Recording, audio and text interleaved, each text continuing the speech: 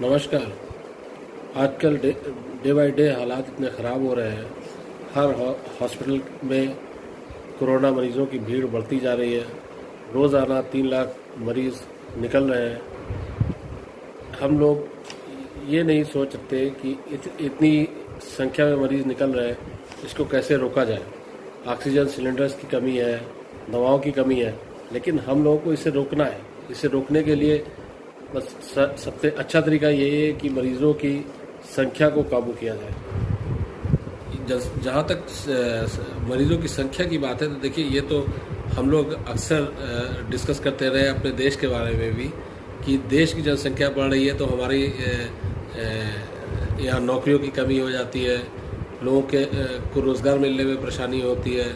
आप railway station पे जाएं, आप बस स्टेशन पे जाएं, कहीं भी आपको ट्रैवल करना है तो आपको परेशानी होती है।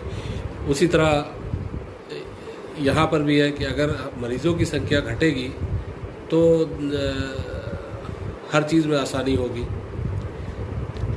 मरीज़ों की संख्या को काबू करने के लिए बस एक ही रास्ता है कि हम लोग वैक्सीन लगवाएं।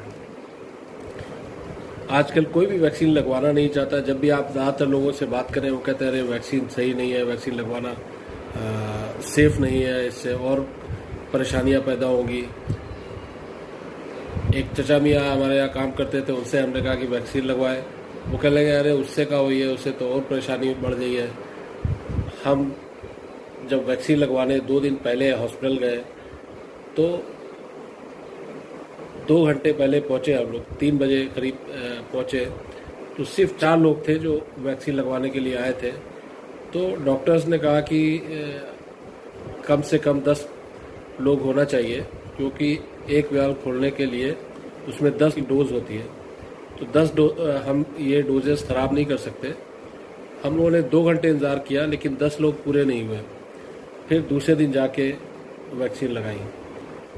तो ऐसे हालात में आप बताइए, सरकार फ्री वैक्सीनेशन कर रही है, लेकिन हम लोगों में जागरूकता नहीं है। हम लोग अगर वैक्सीन नहीं लगवाएंगे तो कैसे मरीज़ों की संख्या घटेगी और आगे जाकर जो ये किल्लत है ऑक्सीजन सिलेंडर्स की और दवाओं की, ये कैसे कम होगी। क्योंकि आज गवर्नमेंट जो है वो ऑक्सीजन सिलेंडर्स अरेंज करती है आज से 4-5 दिन आगे के लिए, या दवाओं की का अरेंजमेंट होता है, और मरीज़ इतने ज़्यादा बढ़ जाते हैं कि वो चीज़ पूरी नहीं होती। इसलिए अगर हम लोग वैक्सीनेशन करवाएंगे तो वैक्सीनेशन से ये होगा कि आज से 15-20 दिन के बाद में, जिसे ये प्रेडिक्ट किया जा रहा है कि अभी 15 मई के आसपास पीक आने वाला है और इंडिया में बहुत बुरे हालात हो जाएंगे, तो उस चीज़ को कंट्रोल किया जा सकता है। तो हम इस चैनल के माध्यम से आप लोगों से विनती करते हैं कि आप लोग जल्दी से जल्दी वैक्सीन लगवाएं, ताकि इस चीज़ को कंट्रोल किया जा सके। वैक्सीन लगवाना बहुत ज़रूरी है, आपके अपने लिए, देश के लिए और दूसरे लोगों के लिए। आप कहेंगे कि वैक्सीन क्यों ज़रूरी है, तो इसलिए हम आपको थोड़ा सा यहाँ पर ब्रीफ में समझाना चाहते हैं कि वैक्सीन क्या है और किस लिए लगवाना चाहिए। एक्चुअली देखिए, आपने गवर्नमेंट ने पहले 60+ के लोगों को वैक्सीन इसलिए लगवाई क्योंकि 65 के बाद में हमारी जो रोग प्रतिरोधक क्षमता है, इम्यूनिटी जो है वो कम हो जाती है। इसीलिए, और जितनी जितनी एज होती जाती है, इसलिए बच्चों की इम्यूनिटी सबसे ज़्यादा होती है। तो बच्चों को वैक्सीन की इतनी ज़रूरत नहीं है जितनी बड़े लोगों को है। और अब तो आपने देखा होगा कि कई यंग लोग भी, उनकी डेथ हो रही है, क्योंकि अगर उनकी इम्यूनिटी कम है तो उनकी डेथ हो जाती है। इसलिए गवर्नमेंट ने ये कर दिया कि 18 साल 18+ को भी अलाउ कर दिया है। मई से शुरू हो जाएगा वैक्सीन लगना। तो ऐसे इस समय हम लोगों को अवेयर करना चाहिए अपने आसपास के लोगों को, उनको बताना चाहिए कि वैक्सीन बहुत ज़रूरी है और वैक्सीन लगवाने से ही हम लोग कोरोना से बच सकेंगे। इस वक्त दुनिया में कई तरह की वैक्सीन अवेलेबल हैं, जैसे फाइज़र है, और एस्ट्राजेनिका और ऑक्सफोर्ड वालों ने मिलकर कोविशील्ड बनाई है, जिसका उत्पादन इंडिया में भी हो रहा है सीरम इंस्टीट्यूट के थ्रू। स्पुतनिक है रशिया की, नोवावैक्स है। लेकिन इंडिया में इस वक्त दो तरह की वैक्सीन अवेलेबल है, एक कोवैक्सीन और एक कोविशील्ड। कोवैक्सीन जो है भारत बायोटेक ने बनाई है, जो कि ICMR और NIV national institute of virology के साथ मिलकर, और ये वैक्सीन दूसरी वैक्सीन से इसका कॉन्सेप्ट जो है अलग है, यानी इसको अलग तरीके से बनाया गया है। कोवैक्सीन का जो कॉन्सेप्ट है वो ये है कि जो डेड वायरस होता है, कोरोना वायरस, उसका जो RNA है वो निकाल लिया जाता है, और उसको वो इनकेपेबल होता है कि हमारी बॉडी को अफेक्ट कर सके, और उसको इंजेक्ट कर दिया जाता है। उसको इंजेक्ट करने से हमारा जो इम्यून सिस्टम है वो डिफेंस मोड में आ जाता है, और ये जो वैक्सीन है वो हमारे इम्यून सिस्टम को एक्टिवेट कर देता है, और उससे हमारा इम्यून सिस्टम एंटीबॉडीज़ प्रोड्यूस करने लगता है, और इतनी एंटीबॉडीज़ हमारे शरीर में बन जाती है कि जब कभी भी अगर कोरोना अटैक हो हमारी बॉडी पे, रियल कोरोना अटैक हो, तो हमारी बॉडी के एंटीबॉडीज़ कोरोना के जो वायरसेस हैं